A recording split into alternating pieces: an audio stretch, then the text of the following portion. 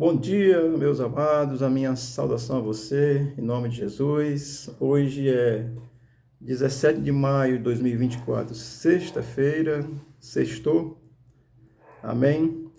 Vamos continuar aqui meditando na palavra de Deus, certo? Mas eu quero trazer aqui uma lembrança antes, a respeito do Rio Grande do Sul. Precisamos aí continuar nos solidarizando, ajudando, da forma que você puder. Se você puder, ajude, ore, faça alguma coisa. Tá certo? E também quero trazer essa questão aqui que eu penso que é importante. Nós somos igrejas, temos o céu por limite, mas estamos na terra, tá certo? O governo está querendo aprovar aí o projeto de lei 8889, que é o projeto que vai taxar aí toda situação de internet que existe aí, todos os streams que existem, tudo ele vai taxar, menos o Globoplay, tá certo? Porque é a sua casa de propaganda. E outro fato é que o Rio Grande do Sul está sob intervenção. Intervenção sem nem avisar o governador. Tudo a revelia. Esse governo é um ditador, tá certo? Você que é crente, precisa estar orando para o Brasil ser abençoado, restabelecermos a nossa democracia, tá certo? Mas vamos aqui à carta do apóstolo Paulo, estamos estudando essa carta, e o nosso capítulo é o 4. Eu já disse a você que do capítulo 4, a partir do versículo 25 até o capítulo 5, versículo 33, Paulo vai nos exortar à santidade, é uma vida santa, vida de crente, ser santo. E Paulo fala de coisas práticas, tá certo? O nosso versículo aqui é o capítulo 4, versículo 28, que diz assim: Aquele que furtava, não furte mais, antes trabalhe, fazendo com as próprias mãos o que é bom, para acudir ao necessitado. Nada melhor do que o Rio Grande do Sul agora, né? Então o contexto é esse, uma exortação à santidade do crente.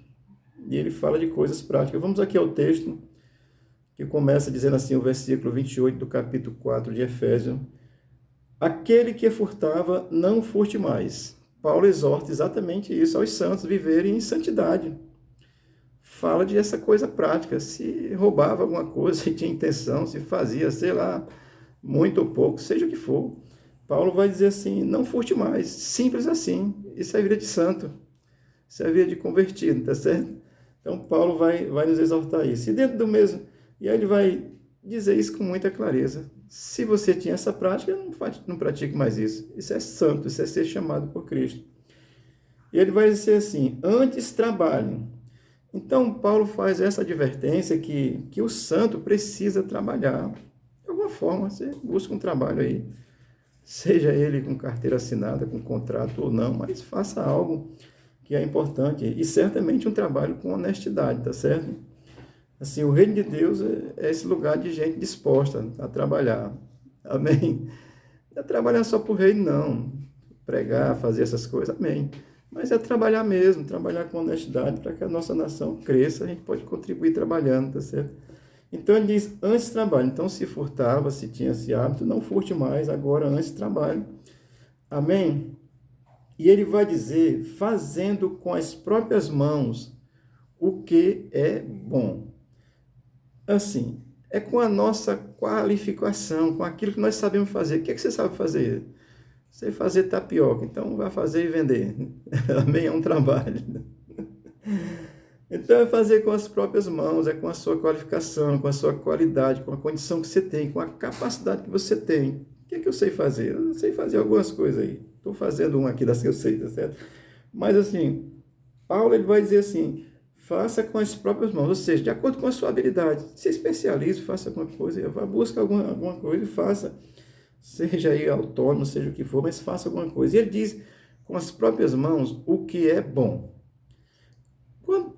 Quando Paulo coloca essa expressão do que é bom, isso me chama muita atenção, porque eu tento entrar na cabeça de Paulo, que é impossível, tá certo? Eu tento só imaginar, porque quando ele usa essa expressão do que é bom, eu quero entender que Paulo está tratando do sentido daquilo que é justo, daquilo que é correto, daquilo que é direito, de acordo com aquilo que é realmente certo.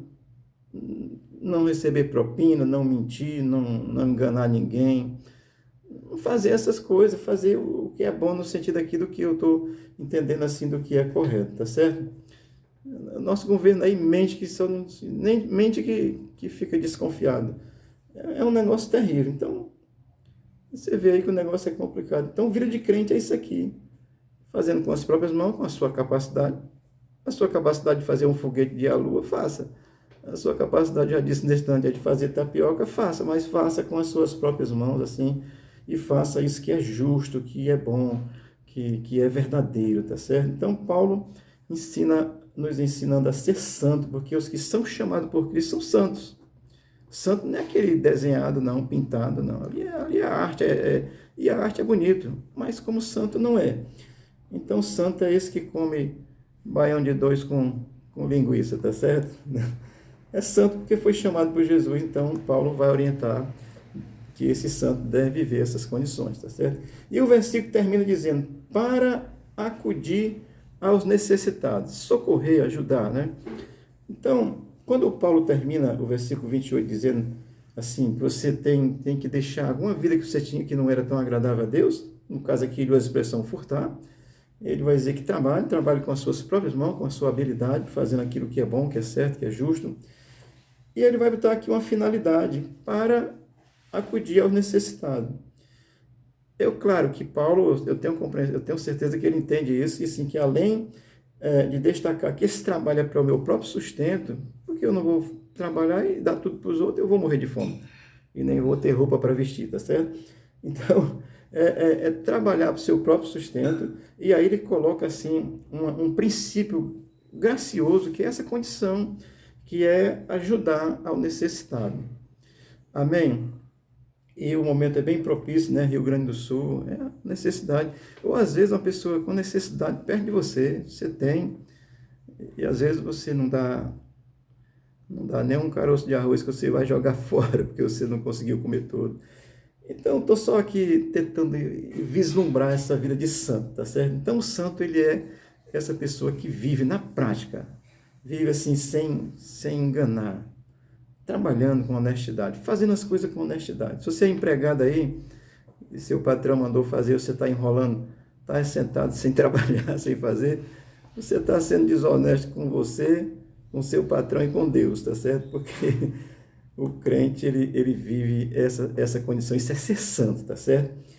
E eu vou dizer assim, dentro do possível, ajude alguém. Se você não pode, como é que você vai ajudar? Não tem. Eu estou precisando de ajuda, o Rio Grande do Sul está precisando de ajuda, então como é que ele vai ajudar? Não pode. Se não pode ajudar, então ajude dentro do possível. Amém? Isso é vida de santo, amado. É ter essas condições no nosso cotidiano.